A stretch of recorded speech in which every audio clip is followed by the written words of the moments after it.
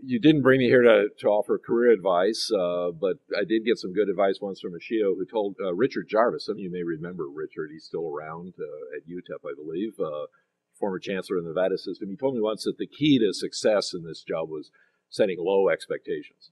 And I think there's a lot of truth to that. So I'm going to see how I do this, switch this over, get my slides up. I've got about 4 or 5 slides to show you. The first one, this is the kind of audience where you can actually open with a slide like this. This is my kind of group. I was walking around upstairs at listening in on breakfast conversations, and there's a couple of people talking. It's so nice at conferences when they're getting started, people getting to know each other and talking about their work and so forth. And what are they talking about? They're talking about, well, what's the tax base of your state? And what kind of tax, how much do you rely on the property tax in your state? And I just love that kind of conversation. So this is my kind of audience where you're talking about tax bases and tax systems and the relative role of the sales tax and the gross receipts tax. But we're here to talk about the goal 2025, the goal of increasing higher education attainment. I'm going to start with the assumption that everybody is on board with that. If you're not yet convinced, I guess you probably learned how to hide it pretty well, but because it's kind of become sort of the standard. We track at Lumina, along with our help from our friends like Jimmy and at HCM, what's happening in the states. Right now, I think the latest data we've seen is that 38 states now have set specific goals for increasing higher education attainment. Many of them are at the same 60% level that the President and Lumina Foundation have talked about. Some, like Oregon, have actually gone higher.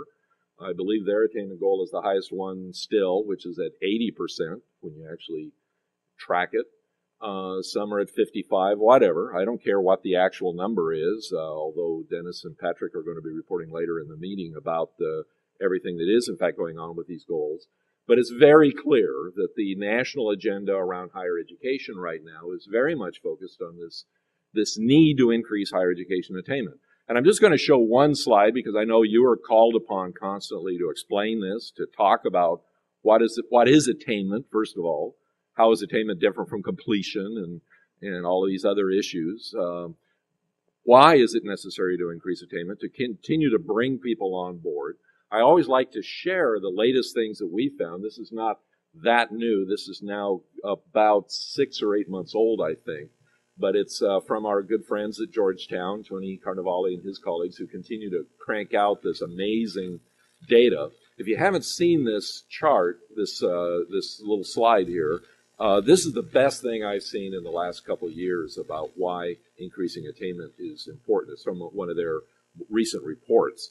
What you're looking at here is what happened to jobs in the United States during the recession and in the recovery, starting in, I believe, December 07 at the left-hand side of this chart, continuing to the end of the recession, the official end of the recession, which is January 2010, and then an equal period of time in the recovery, which goes over to February 2012 on the far right-hand side. So the far right-hand side is about a year old now, a little more than a year old on data. And it showed what happened to jobs based on level of education. And it tells a pretty amazing and pretty compelling story that I find that most people understand and can actually relate to. What you're looking at is starting out with the blue line, which is high school grads and below. And what you see in this is that high school grads and below, I copied it down just to make sure I couldn't read that. And I'm sure you can't read it either. During the recession, high school graduates and below lost 5.6 million out of the total approximately 7 million jobs that were lost in the economy during the recession. The red line are people with some college or an associate degree. They lost about 1.7 million jobs. The green line on the top is bachelor's degree holders and above. How many jobs did they lose in the recession? As you can see, they actually did not lose any jobs in the recession. And this is, sometimes I present this data to groups and there's almost a gasp when you hear that in fact, the economy actually grew during the greatest recession since the 1930s for people with a bachelor's degree in this country. It's a story that people don't know about. They still don't get that. They still read what the New York Times is talking about how college graduates can't get jobs, or they're living in their parents' basement. Some of them are. But this is the real story. This is the real data. What happened in the recovery? For bachelor's degree holders, the economy just took off. Job growth just took off at that point, and they added 2 million jobs in that period of time from 2010 through 2012, and that growth has, of course, continued since. Associate degree holders and people with some college, they got back pretty much all of the jobs that they lost during the recession, and in the last year, that number has continued to grow. What happened to people with a high school education and below? They lost more jobs in the recovery than they lost in the recession. They lost an additional 230,000 jobs in the so-called recovery. In other words, there has been no recovery in job markets for people with less than college, and the jobs are growing for people that have the post-secondary skills. Now, jobs are not the only thing we're talking about. Jobs are not the only reason to increase higher education attainment. But let's not kid ourselves. That is what people care about. This is the thing that is driving these issues, is the fundamental shifts that are taking place in the economy, in the United States, and throughout the world. These are long-term trends. These are not short-term phenomenon relating to a recession or recovery, what have you. These trends were well established before the recession, and they're going to continue into the future. The bottom line is that we are seeing this fundamental shift in our economy towards an economy that requires more skills, more knowledge. And the jobs and the opportunities go to people that have those skills and have that knowledge. Growth in the economy is dependent upon our ability to supply people that have those skills and that knowledge. What are the skills and knowledge? Talk a little bit about that later, but you know what it is. It's basically a package of skills, a package of knowledge that is associated with post-secondary education. That's the bottom line here. People understand that. They actually do get that because they can feel it in their own lives. They know the insecurity that comes from not having that kind of skills and knowledge. So that's the single best slide, the single best piece of data of all the data that's out there, I think, in telling the story for what it's worth. You may look at Georgetown for some of their additional information. Okay, so that's the background. That's why we're here. That's why we're talking about attainment. So I won't talk any more about that. But at Lumina, when we went into doing our strategic planning for the next several years to figure out, so what are we going to work on? What do we think we need to focus on? We didn't talk about the goal because we put the goal in our last strategic plan. And we know that the goal is still solid. Every piece of information we've seen suggests that 60% is still about right. If anything, it might be a little bit too low, but it's still holding up reasonably well as the number. The need to increase attainment, we think, is as strong as it's ever been. If anything, it's stronger, and the awareness of it is. The issue now is, how do you actually get to 60%? What does that actually take? How do we turn the 60% number into the specific sort of actions that we need to take? The first step into doing that is actually understand, what does 60% mean? What does that actually mean in terms of numbers of degrees, numbers of people, etc.? 60% is a nice number, but what does it actually mean? Well, here's some data again from our friends at NCHEMS who did this breakdown. And this kind of shows you basically what we're talking about. And it's pretty self-explanatory.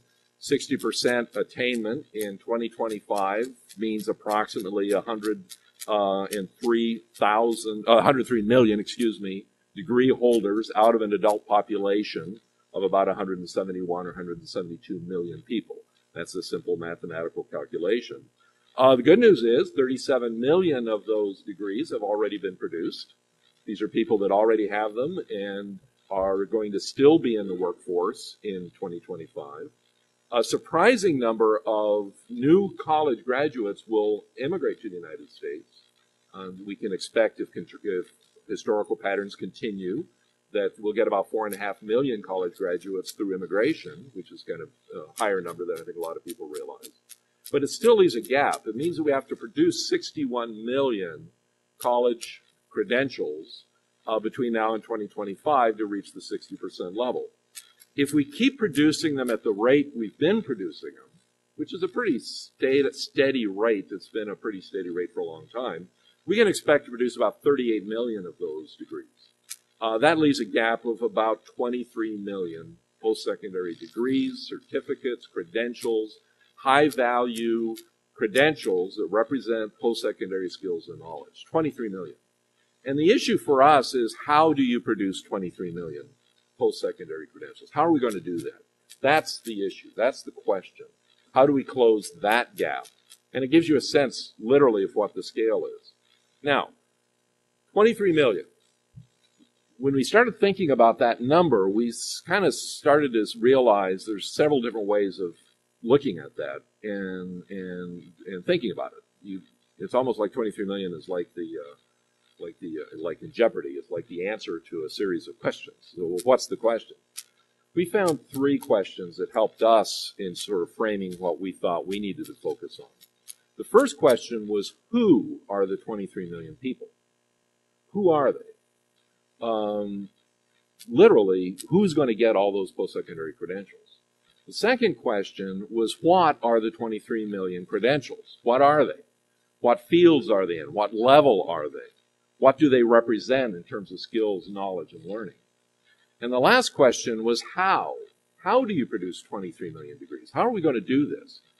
What is the post-secondary system that is going to be capable of closing that gap, of increasing attainment to that level? So the who, the what, and the how questions is what guided us. You can start to break this down, and by the way, all of these analyses that I'm showing up here can all be done at the state level, which is, I think, something that you may want to do if you have not already done that, to take a look at what these numbers look like in your state. This shows one possible scenario of how you get to this goal, how you reach 60% by the nation. And you begin to see what it sort of looks like. If you increase higher ed graduation and college participation rates generally to the level that the highest states have already attained, you can expect that that might get us about 3.5 million additional degrees. And we need to do that, absolutely. If you increase completion rates, again, in public institutions to the level that some states have already attained in overall completion rates, you bring everybody up to that level, you get even more. You get almost twice as many more doing that as you get by increasing participation. There's a lot of growth left in increasing completion rate for students going through post-secondary education. You can get a few more by going after adults that never went to college. Probably not a lot doing that. But if you go after adults that went to college and never finished degrees, something we've all been talking about, and many of your states are doing work in this area right now, you get very significant numbers there. That's if you got 10% of the 36 million Americans that have college credit but no credential whatsoever, no post-secondary degree. If you got them to come back, 10% of them to come back and finish something, that's the 3.6 million figure. And then lastly, the big one number there is high-value certificates. And that, of course, is something that we all know we have to look at. Post-secondary certificates are underappreciated and understood. We need to figure out a way to incorporate post-secondary certificates better into the system of post-secondary credentials. And I won't talk a lot about that, but there's a growing body of work around that. At Lumina, we're doing a lot of projects in this area, and that's a very important issue for post-secondary education over the next many years, more than likely, is figuring out what is the role that certificates will play in the post-secondary credentialing system. But again, you can kind of get a sense of what are the sort of things we have to pay attention to that could actually begin to produce very large numbers of additional post-secondary credentials that would actually get us closer to reaching these higher education attainment goals. We need to do all of these things. It's not a pick and choose. All of these things need to be done. No one single strategy is going to get us there. I mentioned looking at the who. One element of the who that we need to obviously pay attention to are the gaps in attainment for various groups. Around race and ethnicity, those gaps continue. What's particularly worrisome here is how the attainment rate for young adults among certain groups, particularly American Indians, African Americans, and Hispanics, are not growing. In some cases are actually declining slightly compared to older adults in those same groups. So you see where the attainment increases are taking place, and there are attainment increases taking place. Attainment rates are going up among young adults, but they're not going up for the members of the groups that have traditionally been underrepresented in post-secondary education. Clearly, this is a situation that has to change if we're going to have any hope whatsoever of getting to these attainment goals. We must do more to increase the attainment of the groups that have traditionally been underrepresented in post-secondary education, based on race, ethnicity, income, and especially first-generation students, who overwhelmingly are the students that we need to focus on bringing into post-secondary education. All right, so let me just shift and for the last few minutes talk a little bit about what we actually do about this. So let me do a little sort of thought experiment with you. We're talking about these big goals, dramatic increase in higher education attainment, going from about 38 million credentials expected to be produced over the next 15 years or so, to increase that number by 23 million, go to about 61 million total credentials. Talking about taking the nation from about a 40% higher education attainment rate among adults to a 60% attainment rate among adults. Big shifts. Meanwhile, let's look at what's going on in higher education, especially in the policy environment. For a long time, nothing much happened in higher education. Higher education was basically famous for the fact that nothing much changed in higher education. That was considered the great strength of higher education by some, was that it was resistant to change. But now it's almost like everything is on the table. The environment around innovation and education, the policy environment for post-secondary education, it's wide open right now. We got people talking about MOOCs. We got people talking about competency-based approaches. Online is almost passé. We're beyond that. We're into assessment of prior learning, competency-based education, all of these new approaches of delivery. The financial models are changing dramatically. Look at what's happened to performance funding at the state level. This is an idea that a number of states worked on very hard back in the 1980s, into the 90s. It's always been there as an approach, but in the last few years this has taken off. And many states have enacted new funding approaches. And some of these are dramatic shifts, not just sort of an add-on to existing funding, but really change the way that they fund their higher education institutions. We're beginning to see some other shifts which are, I think, very interesting, potentially very important. The emergence of sort of new institutional categories. So Sherry Reynes from Lumina has been working a lot with higher education systems and institutions around the country to try to understand these shifts.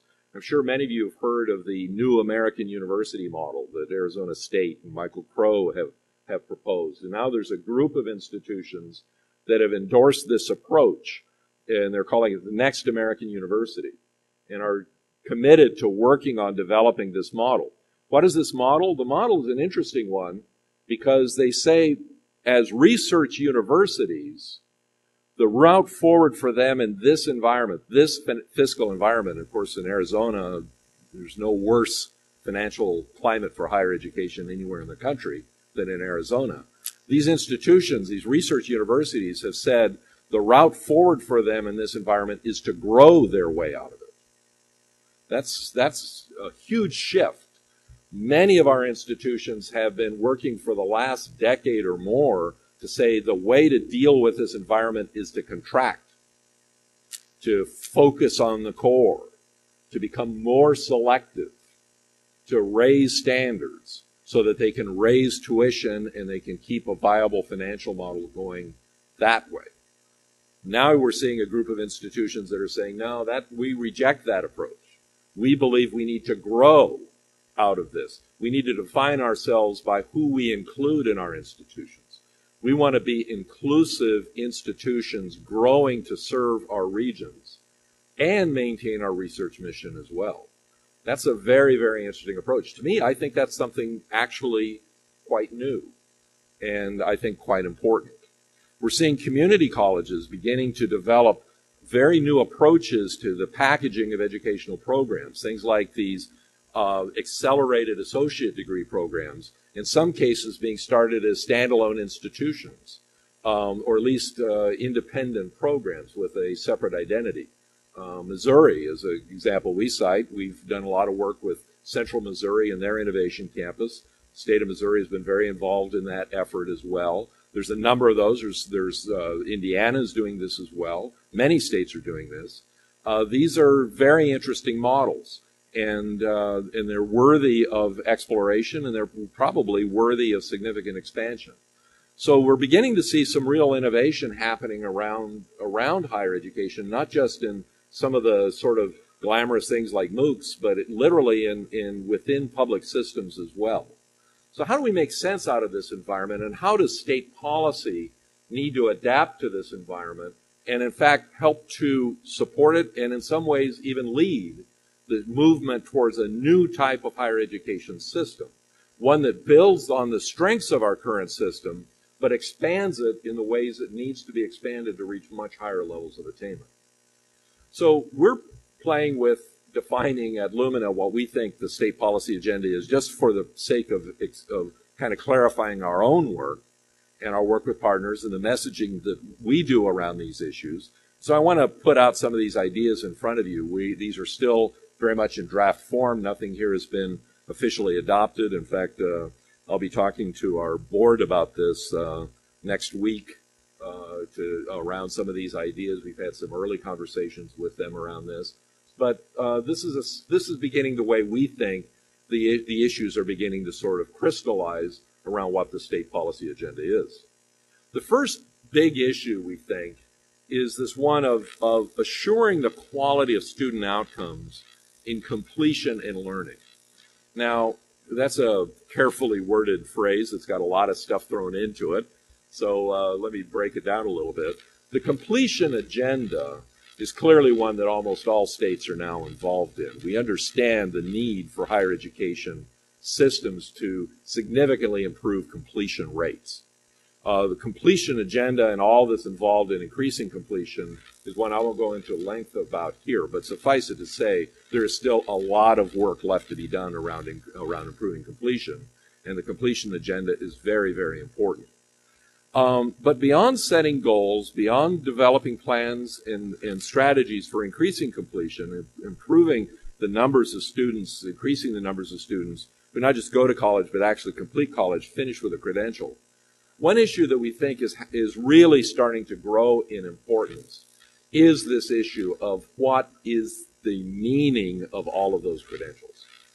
We think that's important both as an accountability measure or a quality assurance measure, but we also think it's important because we don't think you can actually increase attainment without having much clear understanding of what these credentials actually represent in terms of skills, knowledge, or the learning that they represent.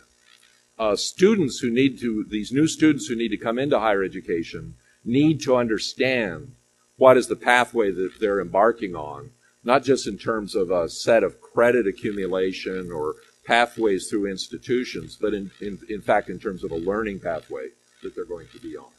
There is a need, if we're going to increase attainment, we must align K-12 education with higher education, again, much more strongly in terms of learning. Employers and the ways in which they think about the skills that they're looking for and how those are aligned with post-secondary credentials also becomes a much more important topic. So there's a lot around this issue about the quality of student outcomes that is quite important. Now, we're seeing a lot of states move into this area, and we think that's actually very, very exciting. Some states have been there for a long time. Teddy, where are you? Utah is a state that's been doing this for a long time. And we've worked for states like Indiana and Minnesota and Texas and a number of other states on statewide efforts to better define the learning outcomes of post-secondary credentials. But there's more to it than just that. There's also the question of thinking about employment itself as an outcome of post-secondary education. When I talked to Tony at Georgetown, Tony Carnevale, he says, you know, for economists, for labor economists, this is actually a very simple issue. This measurement of learning outcomes in higher education is actually quite simple. He said, to a labor economist, employment is a measure of learning outcomes. Because if employers are paying somebody extra that has a post-secondary credential for a job, by definition, they're paying for something, and what they're paying for is the underlying skills and knowledge, which has value to them. So there's evidence that learning has taken place if, in fact, the employer pays more to that individual. Well, okay, I buy that argument, but it's certainly true that we need to all have a much better understanding of these issues of what do we really think credentials need to represent in terms of actual learning. That's a complex issue, obviously, and I'll say a little bit more about that in a minute, but it is one that we need to understand much better. The second issue that we're looking at is the aligning of investments at the state level with state priorities and student needs. Now, it's looking at the state funding of higher education, something we've all talked about for a long time, as an investment. And so the use of that word is, I think, important. But the alignment piece is what's really key. Now, bear with me for a second. We think that this part of this shift that's taking place in higher education, that we think is quite fundamental, is a shift away from a focus on institutions to a focus on students. And along with that shift, we're shifting away from time as the measure of everything in higher education to learning as the measure of everything that's going on in higher education. So if the shift is away from institutions and time to students and learning, that has a lot of ramifications throughout everything we think about as higher education, obviously. But think about it for just a moment in terms of funding. That, I think, is the way to think about this shift towards performance funding and what it really represents. What's happening with performance funding, I think, is actually quite precise. The performance funding plans that we see states enacting now, I think could actually fairly be characterized as something other than performance funding as it has been in the past. In fact, I would actually prefer that we call it completion-based funding rather than performance-based funding, because I really think that's the focus. The focus of these efforts is on shifting more of the funding away from enrollment towards completion. And it does represent, in a very real, tangible way, this shift I'm talking about. From thinking about the purpose of state policy and state funding is to support institutions, to say the fundamental purpose is to support students and student outcomes. And so this completion-based funding is an example, we believe, of how you can begin to see the shift taking place, the shift in orientation. So aligning investments is very important. And it's not just the state funding. Another large area of work around this has to do with the funding of students, student financial supports. We're doing a lot of work at the federal level to better understand the issues of what we think is a likely fundamental shift in the way federal aid programs operate whenever they get around to higher ed reauthorization, sometime probably in the 2030s, I think, is probably when they'll get to it. But when they eventually get to it, obviously we think there's going to be some big shifts in these federal programs. But even at the state level, we're seeing, in fact, states not waiting for that; they're moving ahead. So you're seeing a lot of innovation in this area. So one of the things we're talking about, we're very interested in things like the Oregon Pay It Forward plan, which is a plan for actually. These are sometimes called income-based repayment plans, or passive repayment plans. That actually doesn't capture what these things are about because they're not actually loans. What you're really doing in these plans is you're saying we're going to fund higher education out of future earnings. And so you capitalize the investment in terms of the future earnings of the graduates of the institutions. And you use that money to pay for education, and the student pays it back in a sense, or basically pays it forward out of their future earnings. Some countries have moved full scale into this, like Australia. And it is really more a shift in the funding approach to higher education than it is to the student aid approach or the loans of supporting higher education. Very interesting. And lastly, this big section of creating smarter pathways for students. And that is simply, we think, a key driver of state policy and what higher ed institutions overall need to be focused on. What do we mean by that? Well, students, think of a system that's oriented around students and learning as opposed to one around institutions in time, and then think, how do you create pathways for students through post-secondary education? The vast majority of students now do not go to a single institution in a single clear pathway for 4 years to a bachelor's degree, 2 years for an associate degree, moving in a nice linear fashion. We know that. We've known that for a long, long time. When you move towards a learning-based system where it is based on the accumulation of skills and knowledge, you start looking at it from the student's point of view. How does the system begin to look? And a lot of the things where we're seeing this innovation taking place, I think, starts to make a lot more sense. And what the state policies need to be also starts to make a lot more sense. So what am I talking about? We're looking at states like Pennsylvania that are beginning to develop a statewide approach to assessment of prior learning.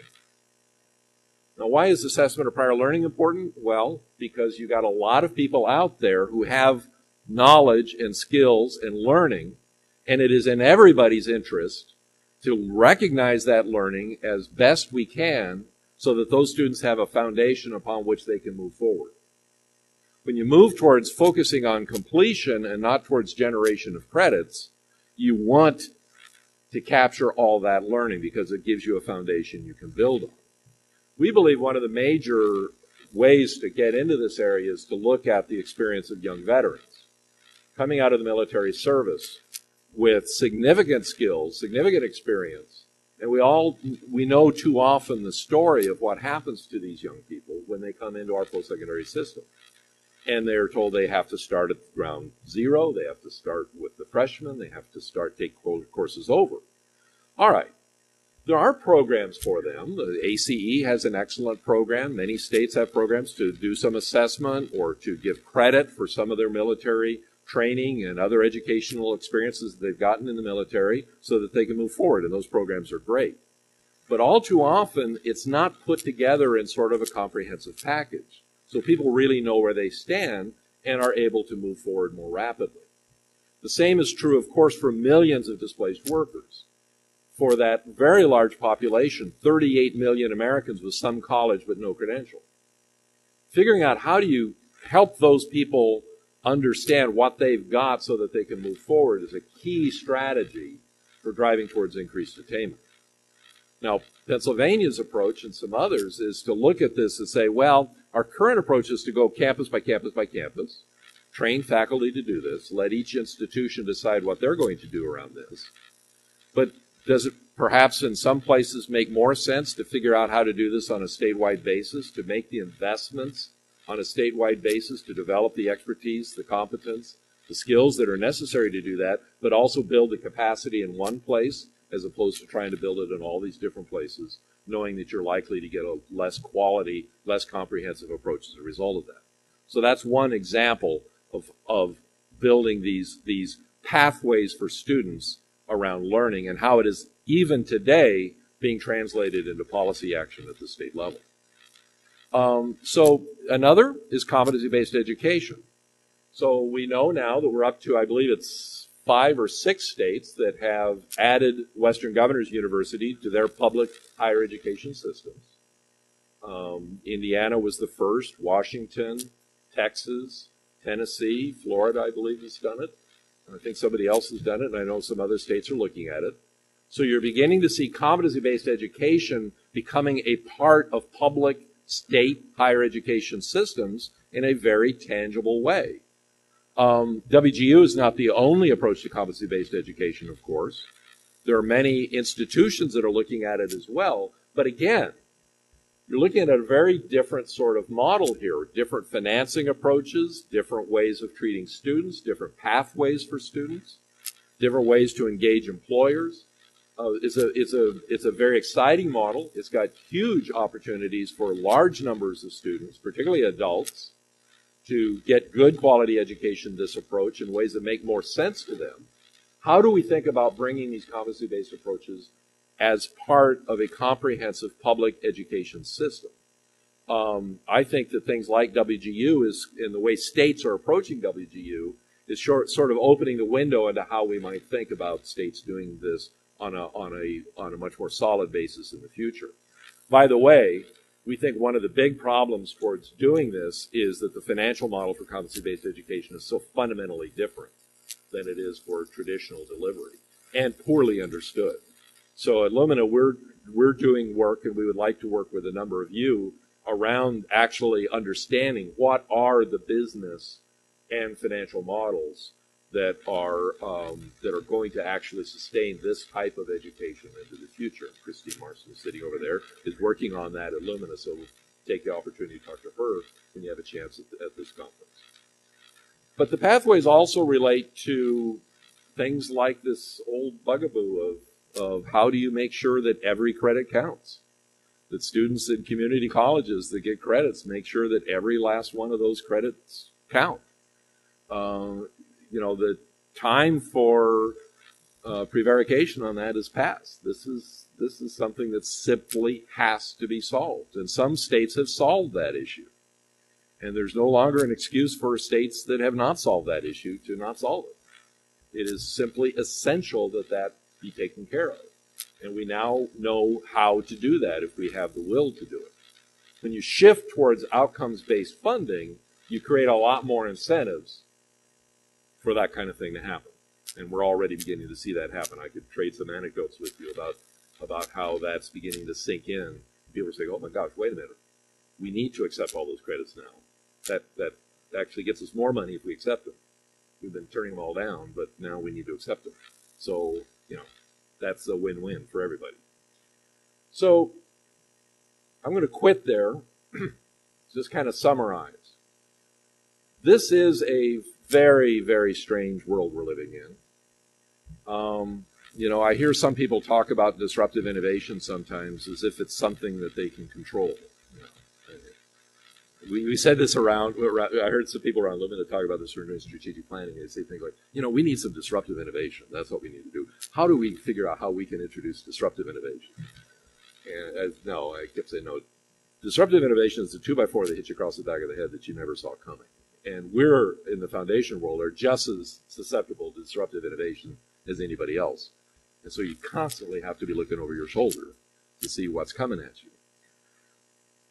Higher education, I believe, we will look back in a few years on this period that we're in right now and say we are in the midst of disruptive innovation. This is what it feels like when you're being disrupted. We are in the process of moving to a new model. It is a model that is based on students, and it is a model that is based on learning. The good news is that it is also a model that is based on higher education playing an even more central role in our society, and a role that even more people need and participate in and draw the benefits from. The role for higher education is growing, not diminishing. The need for higher education is growing, not diminishing. The importance of it is growing, not diminishing. But the models that we have used to support the system are models that in every way you look at them are showing cracks, because there is a shift happening, and that shift is, it is about the outcomes. It is about completion. It is about learning, not about the process, not about the resources, not about the inputs. As we make that shift happen, all kinds of new things will pop up.